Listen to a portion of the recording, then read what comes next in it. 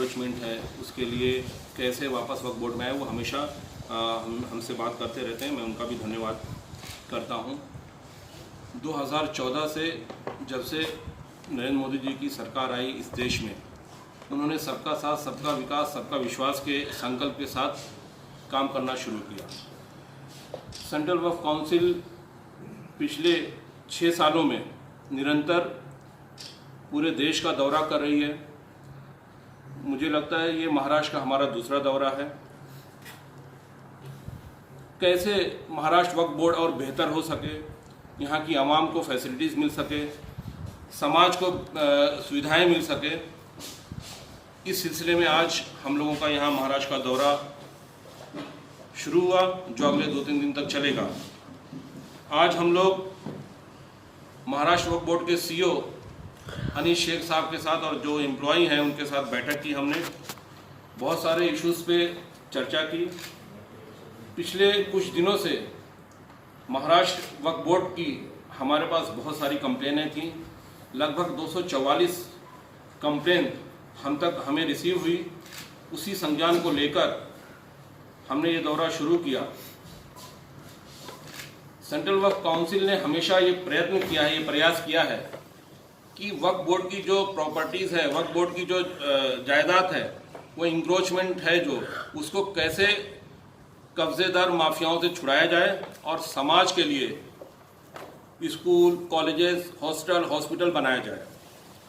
पूरे देश में आज सेंट्रल वक्फ काउंसिल के बहुत सारे प्रोजेक्ट चल रहे हैं, जो प्रदेशों को हम लोग ग्रांट देते हैं, 100% भी है, और वक्फ डेवलपमेंट कमेटी जो है वो वक्फ प्रॉपर्टीज़ को डेवलप करती है। महाराष्ट्र और ख़ासकर मुंबई देश की आर्थिक राजधानी है जो महाराष्ट्र में आती है। महाराष्ट्र से हमें बहुत ज़्यादा उम्मीदें थी और महाराष्ट्र से सबको उम्मीद रहती है, क्योंकि महाराष्ट्र जो मुंबई है वो आर्थिक राजधानी है। लेकिन दुर्भाग्य से महाराष्ट्र से और मुंबई से हम तक कोई प्रपोजल नहीं आया, कोई प्रपोजल नहीं मिला जिससे हम वक्फ प्रॉपर्टी से डेवलप कर सके और हमारे समाज के लोगों को उसका फायदा पहुंचा सके। आज यहाँ पे हम लोगों ने कुछ पॉइंट्स पे बात की। जैसे वक्फ बोर्ड जब रन करता है, वक्फ बोर्ड जब चलता है, तो उसका 1% जो रेवेन्यू इनकम जनरेट जो होता है, जो इनकम होती है, उसका 1% सेंट्रल वक्फ काउंसिल को जाता है। उस पर चर्चा हुई। महाराष्ट्र वक्फ बोर्ड की जो हालात है वो बहुत ही दयनीय है। आप सोचिए 37 जिला है, लेकिन इनके पास जो ऑफिसर हैं देख रेख करने वाले वो सिर्फ 12 हैं। तो अगर जो आप 36-37 जिले को कवर करते हो तो कम से कम आपके पास 214 और स्टाफ की यहाँ पे ज़रूरत पड़ेगी, ताकि वक्फ बोर्ड अच्छे से चल सके, रेवेन्यू जनरेट हो सके, प्रॉपर्टीज़ की और जायदाद की का तहफ़्फ़ुज़ हो सके।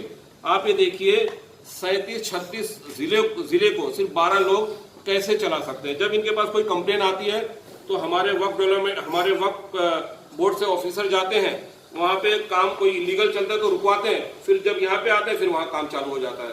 तो कहीं ना कहीं यहाँ पे बहुत सारी कमी है। हमारी CEO साहब से बात हुई, उन्होंने कहा हमने लेटर लिखा है महाराष्ट्र गवर्नमेंट को कि कम से कम हमें स्टाफ दिया जाए ताकि हम अच्छे से वक्फ बोर्ड को चला सकें। आज वक्फ बोर्ड की इतनी प्राइम लोकेशंस पे हमारी प्रॉपर्टीज़ है, लेकिन कहीं ना कहीं वक्फ माफियाओं के कब्जे में है। जब हमारा स्टाफ, जब हमारी यहाँ की टीम मजबूत होगी तो कहीं ना कहीं हम उस पर काम कर पाएंगे, हम उसको छुड़ा पाएंगे और समाज के लिए उसको काम में ला पाएंगे। हमने पूरे देश में अलग अलग जगह पे मुतवल्ली कॉन्फ्रेंस की। मुतवल्ली कॉन्फ्रेंस करने का मतलब ये है कि जो मुतवल्लियों के पास वक्फ प्रॉपर्टीज है उसको कैसे डेवलप किया जाए। सेंट्रल वक्फ काउंसिल की तरफ से हम उनको डेवलप करने के लिए पैसा देते हैं, 2 से लेकर 4 करोड़ तक उनको हम पैसा देते हैं वन टाइम। उसका एक फीस मुतय्यन है, उसका वो पे करने के बाद उनको हम पैसा देते हैं ताकि वहाँ पे प्रॉपर्टी डेवलप करके समाज के कामों में ला सकें। लेकिन दुर्भाग्य से महाराष्ट्र में एक बार भी मुतवल्ली कॉन्फ्रेंस नहीं हुई, लेकिन जब हमारी सीओ साहब से बात हुई तो उन्होंने आश्वासन दिया कि अगले कुछ दिनों में हम मुतवल्लियों की कॉन्फ्रेंस बुलाएंगे और हम उनको कहीं ना कहीं उनमें अवेयरनेस लाने का कार्य करेंगे ताकि ज़्यादा से ज़्यादा वक्फ प्रॉपर्टी डेवलप हो सके। मुझे लगता है महाराष्ट्र और मुंबई में, महाराष्ट्र में पूरे देश में सेकंड नंबर की प्रॉपर्टी है। पूरे देश में सबसे ज़्यादा तेलंगाना स्टेट में, उसके बाद महाराष्ट्र का नंबर आता है, लेकिन पंजाब में। लेकिन अगर जो उसका मूल्यांकन करेंगे आप, उसका वैल्यू देखेंगे तो महाराष्ट्र की प्रॉपर्टी का वैल्यू 100 टाइम उनसे ज़्यादा होगा। लेकिन यहाँ का बोर्ड और यहाँ के माफियाओं ने सरकार से मिलकर कहीं ना कहीं सारी ज़मीनें अपने हाथों में ले रखी है, अपनी खुद की प्रॉपर्टी बना रखी है। लेकिन हम आने वाले दिनों में GIS मैपिंग के माध्यम से, GPS के माध्यम से हम पूरा सर्वे करा के वक्त अभी तक हमने पूरे देश में 6,35,000 वक्त प्रॉपर्टीज को आइडेंटिफाई हमने किया है, और ताकि वो कोई भी प्रॉपर्टी कोई बेच नहीं सकता है, कोई खरीद नहीं सकता है। आप लोगों को मालूम है कि वक्त प्रॉपर्टी न खरीदी जा सकती है न बेची जा सकती है। हम लोग अभी पिछले दिनों हैदराबाद के दौरे पे थे, वहां पे हमने देखा कि 500 सेल डीड वक्फ बोर्ड तेलंगाना ने कैंसिल की। लेकिन दुर्भाग्य यहाँ पे महाराष्ट्र में भी हमको ये दुर्भाग्य से देखने मिला कि पिछले 5-6 सालों में एक भी सेल डीड जो बेची जा चुकी है गलत हाथों में, जो दूसरों को जो बेच नहीं सकते हो फिर भी बेची गई है, लेकिन वो सेल उस पर कोई काम नहीं हुआ है। बहरहाल हम ये इल्ज़ाम लगाने का समय नहीं है, लेकिन एक पीड़ा होती है दिल में कि जो समाज के हितैषी बनते हैं, जो समाज के ठेकेदार बनते हैं, जिनको समाज के लिए काम करना चाहिए, लेकिन उन्होंने समाज के लिए कुछ काम नहीं किया है। जब उनके हाथ में सत्ता आती है तो भी, और नहीं रहती है तो भी, कभी समाज के बारे में इन्होंने सोचा नहीं। अगर जो वक्फ प्रॉपर्टी सही हाथों में आ जाए और जो इंक्रोचमेंट है, अगर जो हम उसको छुड़ाने में कामयाब हो गए तो ये समझिए कि हमारा समाज की आर्थिक स्थिति बदल जाएगी। देश भर में हमने प्रधानमंत्री जन योजना के माध्यम से सैकड़ों स्कूल, कॉलेजेस, हॉस्टल, हॉस्पिटल बनाए, लेकिन महाराष्ट्र में एक भी हमारे पास प्रपोजल नहीं आया महाराष्ट्र से। हमने आज यहाँ पे तकरीबन 3500 केस पेंडिंग है कोर्ट में, अलग अलग जगहों पे, सुप्रीम कोर्ट और वक्फ ट्रिब्यूनल में जो भी है उस पर भी हमने संज्ञान लिया, उस पर भी हमने बात की। आने वाले और कुछ जगहों पे जहां डिस्प्यूट प्रॉपर्टी है बड़ी संख्या में, वहां पे हम लोग विजिट करेंगे और आने वाले दिनों में वक्फ बोर्ड, स्टेट वक्फ बोर्ड और सेंट्रल वक्फ काउंसिल के समन्वय से इस महाराष्ट्र राज्य में हम जरूर कुछ बड़ा करने वाले हैं। यहाँ पे महाराष्ट्र में हम लोग अच्छे अच्छे प्रोजेक्ट लगाएंगे। बस यहाँ का स्टेट वक्फ बोर्ड हमारे साथ तालमेल के साथ रहे। हमेशा मैं एक चीज़ कहता हूँ कि जब सामाजिक कोई काम होता है तो वहाँ पॉलिटिकल चीज़ें नहीं आना चाहिए, उसको पॉलिटिसाइज नहीं करना चाहिए। बहुत सारी स्कीमें तो ऐसी है सिर्फ इस बिना तक हमारे बच्चों तक, हमारे समाज तक, हमारे लोगों तक इसलिए नहीं पहुँचने देते जो रहनुमा बने बैठे हैं कि कहीं ऐसा ना हो कोई खास जो समाज, जिस पार्टी को हमने पार्टी से दूर किया, कहीं उस समाज के अंदर उसके प्रति मोहब्बत पैदा ना हो जाए, प्रेम पैदा ना हो जाए, वो जान जाए कि भाई ये सरकार ने हम तक ये चीज़ें पहुंचाई है। तो हम बहुत ज़्यादा प्रोजेक्ट लगाने का यहाँ पे प्रयास किया, लेकिन शायद मुझे लगता है कि इसलिए यहाँ आने नहीं दे रहे, कहीं ऐसा ना हो कि लोगों के बाद को ये पता चल जाए कि ये मोदी सरकार की योजनाएं हैं, ये मोदी सरकार। अरे मेरा कहना है कि भैया सरकार कोई भी होगा, जो आपके समाज की बेहतरी के लिए कुछ होता है तो आपको 4 कदम आगे आकर करना चाहिए।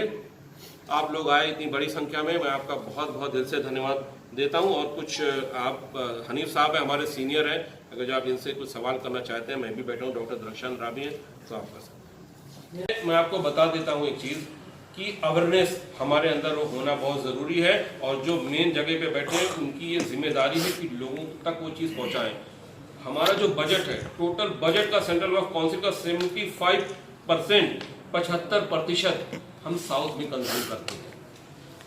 10% लैप्स हो जाता होगा, बाकी 5-6% में पूरा नॉर्थ आता है। लेकिन मैं हमारे सेंट्रल मिनिस्टर और जो सेंट्रल वक्फ काउंसिल के चेयरमैन है आदरणीय मुख्तार अब्बास नकवी साहब का दिल से धन्यवाद करता हूं कि वो निरंतर संज्ञान लेकर पूरे देश में ज्यादा से ज्यादा वक्फ प्रॉपर्टी पर डेवलप हो इसका प्रयत्न कर रहे हैं, अवेयरनेस कार्यक्रम चला रहे हैं और हमारी टीम जगह जगह पे जा रही है।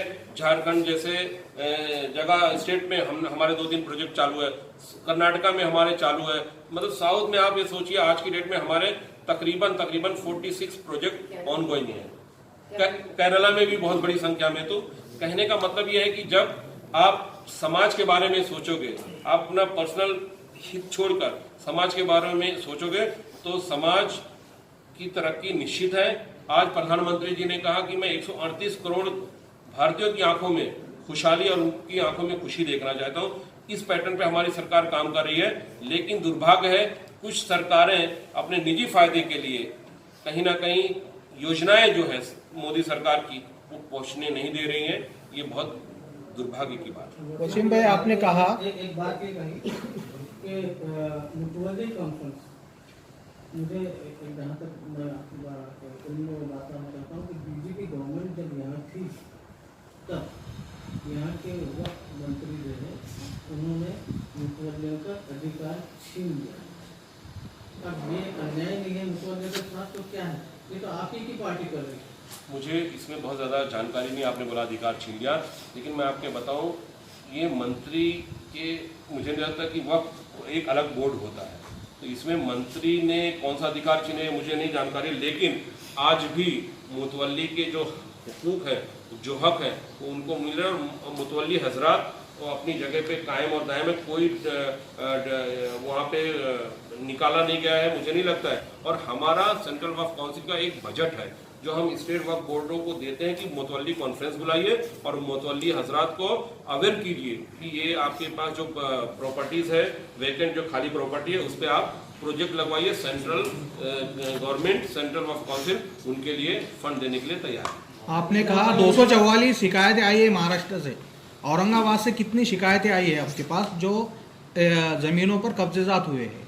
औरंगाबाद में अभी रिसेंटली कोई एक प्रॉपर्टी पे अनऑथराइज कंस्ट्रक्शन चल रहा था, मैं स्किप कर रहा हूँ वहाँ की, और खुलदाबाद दरगाह है, शानूर है, ऐसे 2-3 जगह से हमारी जो लिखित तौर पे कंप्लेन आई है जिसे हमने ये पाया कि इस पर संज्ञान लेना चाहिए।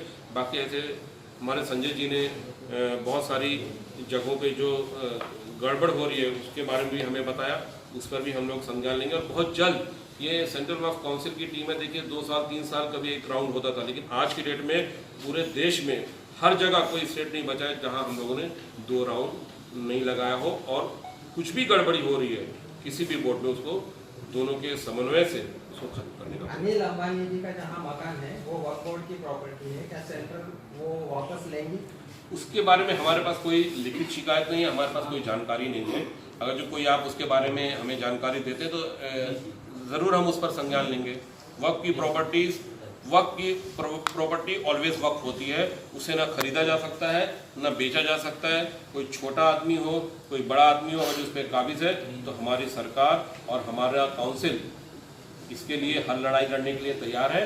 हम वक्फ बोर्ड को, हमने एक और वक्फ बोर्ड से आग्रह किया है कि ये आपको कभी भी कोई वक्फ की प्रॉपर्टी छुड़ानी है या इंक्रोचमेंट से वो करना है, आपको लॉयर भी चाहिए तो हम देने के लिए तैयार हैं। देखिए आज की डेट में आपके महाराष्ट्र में हमारे 6 एम्प्लॉई जो सेंट्रल ने यहाँ पे रखा हुआ है इनकी मदद करने के लिए। सेंट्रल वक्फ काउंसिल जो है वो बहुत पॉजिटिव वे में काम करना चाहता है। आप सोचिए 6 एम्प्लॉयज हमारे इस बोर्ड, इनके पास यहाँ की सरकार इनको प्रोवाइड नहीं कर पा रही है एम्प्लॉयज, तो हमने इनको सपोर्ट के लिए सेंट्रल से 6 एम्प्लॉयज हमारे आज भी वक्फ बोर्ड में काम कर रहे हैं ताकि इनको ज्यादा सपोर्ट हो सके। हमारा वक्फ बोर्ड का ऑफिस बने और हमने यहाँ 36 के 36 जो जिले में है, हमने अभी बात किया सीओ साहब से कि छोटा या बड़ा एक ऑफिस जरूर होना चाहिए और हमारे वहाँ 2-3 ऑफिसर वहाँ बैठना चाहिए ताकि लोगों की शिकायतों को हम दूर कर सके। तो हम यहाँ से एक्सटेंशन करना तो बहुत नामुमकिन है, लेकिन हाँ हम और 2-4 ऑफिस, 10 ऑफिस, 25 ऑफिस जो भी होगा वो हम लोग जरूर करेंगे। सेंट्रल वक्फ काउंसिल काउंसिल में उस पर बात करेंगे और वहाँ से जो भी कार्रवाई है वो अपना आप सिफारिश करेंगे एक लाख खर्च से जिन्होंने जो है वो मुतवल्लियों का अधिकार छीना है और उसका जियादा निकाला था उस ताल्लुक से। आप बहुत सीनियर पत्रकार हैं। मैं जहाँ तक मेरी जानकारी है, आप बोल रहे हो तो सच ही होगा, लेकिन मेरे पास ऐसी कोई जानकारी नहीं है कि मुतवल्लियों का हक किसी सरकार ने छीना है। स्टेट में छीना होगा। सेंट्रल वक्फ वो काउंसिल तो के देखिए बीजेपी की गवर्नमेंट थी, आप बीजेपी का दामन बचा रहे हैं। नहीं और बचाने आप जो है बार बार जो है मुतवल्ली काउंसिल की बात कर रहे हैं, जबकि जो है आपने खुद जो है उनका जो नाम हटा दिया। सेंट्रल वक्फ काउंसिल ने तो नहीं हटाया है ना। प्रॉपर्टी के ऊपर जो है वो मुतवल्ली के अंदर में थी। नहीं, मुतवल्ली के अंडर में अभी भी है। नहीं, जहाँ तक मेरी जानकारी है, एक बार हम लोग फिर बैठ जाएंगे। आपको लगता है कि मुतवल्लियों के हाथ में जो प्रॉपर्टीज है वो वक्फ बोर्ड से ज्यादा सेफ है? मुतवल्लियों की सिफारिश कर रहे हैं जनाब, तो आपको लगता है कि अगर मुतवल्लियों के हाथ में वक्फ प्रॉपर्टी है या कोई दरगाह है वगैरह है तो वो ज़्यादा सेफ है अगर वक्फ बोर्ड से ज़्यादा उसमें है मुतवल्ली? वो तो देखिए सेफ है नहीं है वो बात की बात है। गवर्नमेंट ने जो डिसीजन लिया, मैं ये कह रहा हूँ कि गवर्नमेंट ने जो नहीं, वो जानकारी जैसे हम लोग नहीं, मुझे मिलेगी तो हम उस पर जरूर आपको जवाब देंगे। ये यहीं के हैं इसलिए ये बात कर रहे हैं, इनको अभी जानकारी नासिक की बुंदाधारी की जमीन आपके जो है मंत्री थे। सर, जितनी आप भी शिकायतें दीजिए, देखिए आप चौथा स्तंभ है जो आवाज, एक तो सरकार विरोधी और आप लोग बहुत अहम किरदार अदा करते हैं समाज को न्याय दिलाने का, तो कहीं ना कहीं आप भी कोई भी शिकायत देंगे तो 100% यही जगह पे संजय जी की गवाही में उनके औरंगाबाद में बैठ के हम लोग कॉन्फ्रेंस करेंगे और उस पर बात जरूर करेंगे। जो आपने कहा है, आप शिकायतें दीजिए, उसका निवारण देखिए, आपको उसका जवाब अवश्य मिलेगा। निवारण जो है उसका हल थोड़ा लेट फास्ट होता है, जब जहाँ जुल्म या कोई भी चीज इतनी गहरी अपनी पैठ जमा चुका तो कहीं ना कहीं थोड़ा समय जरूर लगेगा, लेकिन मुझे लगता है हर दुख दर्द आपके सहयोग से हम लोग 100% दूर कर देंगे।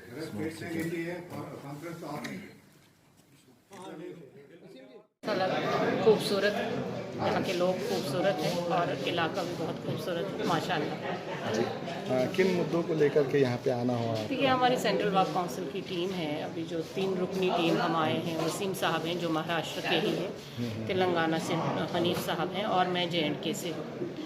हमारा मकसद है कि हम पूरे हिंदुस्तान में घूम रहे हैं कि जो स्टेट वक्फ बोर्ड्स हैं वहाँ पे जो देख रेख वहाँ के वक्फ प्रॉपर्टीज़ की कर रहे हैं, किस तरह से कर रहे हैं, क्या वो सही है, क्या वो गलत है, क्या वो स्कीम से फ़ायदा उठा रहे हैं, कितना जो लैंड है हमारा प्रॉपर्टीज़ हैं कितनी ख़त्म हो चुकी है, क्या उस पर उनका दावा सही है। जो वो कह रहे हैं कि कोर्ट्स में हमारी शिकायतें हैं, कोर्ट्स में हमारे ये चल रहे हैं, केसेस चल रहे हैं, वो उस पर कितना ध्यान दे रहे हैं, क्या अपोजिशन या जो लैंड ग्रैबर्स हैं वो अपना वकील असर रसूख पैसा खर्च के वो केस जीत रहे हैं और फिर कह रहे हैं वक्त की प्रॉपर्टी को कि ये हमारी प्रॉपर्टी है, ये हमारी प्रॉपर्टी है। लेकिन ऐसा नहीं है, वक्त की प्रॉपर्टी हमेशा वक्त, वंस वक्त ऑलवेज वक्त, वो किसी की प्रॉपर्टी नहीं हो सकती है, इस पे किसी का हक नहीं है, इस पे कोई अपना ये भी कैसा ये इंतकाल नहीं हो सकता, रजिस्टर्ड नहीं हो सकता है।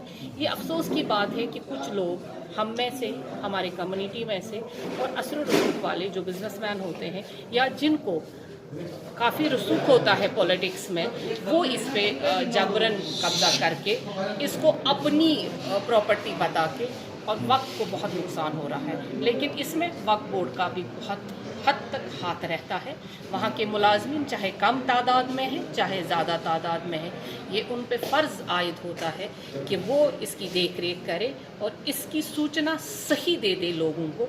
और मुझे लगता है सबसे हक ज़्यादा आप लोगों को है, ताकि आप भी अवेयर करें लोगों को कि किस तरह से वक्त की प्रॉपर्टी पे कब्ज़ा किया जा रहा है और किस तरह से इसका गलत इस्तेमाल किया जाता है। जी, आपको तो पता ही है कि महाराष्ट्र में 3 पार्टीज बन देखिए वक्फ बोर्ड का मेंबर बनना और फिर प्रॉपर्टीज़ को ग्रैब करना, ये तो पहले अफसोस वाली बात है। दूसरी बात जिस मंत्री जी की आपने बात की, तो वसीम भाई ने यही बोला कि हम कल उनसे मिलेंगे, क्योंकि हैदराबाद में भी जहाँ जहाँ जिस स्टेट में हम जाते हैं हमारी कोशिश रहती है वहाँ के चीफ मिनिस्टर से, वहाँ के गवर्नर से और वहाँ के माइनॉरिटी मिनिस्टर से मिला जाए, उनके सामने ये सारी शिकायत रखी जाए और उनको कहा जाए कि अब अगर बहुत नहीं बचा पाए, जो थोड़ा सा है उसको तो खुदा के लिए बचाइए, क्योंकि ये असासा कौम का है, ये असासा गरीबों का है, ये असासा यतीमों के लिए वक्फ किया था हमारे पूर्वजों ने,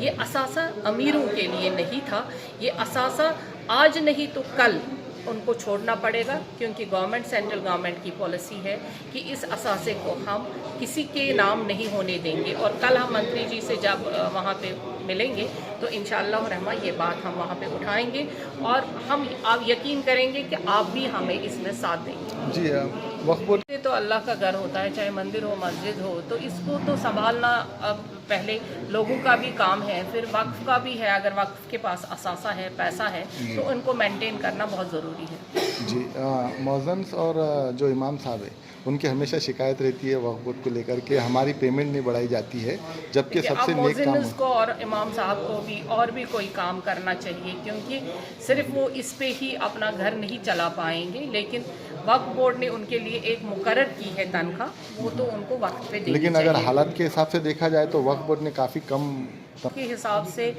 उजरतें बढ़ती हैं, हर सरकार में भी बढ़ती हैं, तो उनका भी बढ़ना आप कोशिश करेंगे थोड़ी इंशाअल्लाह हम कोशिश करेंगे। हमारा मकसद है कि हम वक्त के ज़रिए से उनकी मदद करें। शुक्रिया। शुक्रिया। मैं डॉक्टर दरख्शां आंद्रा। ओके।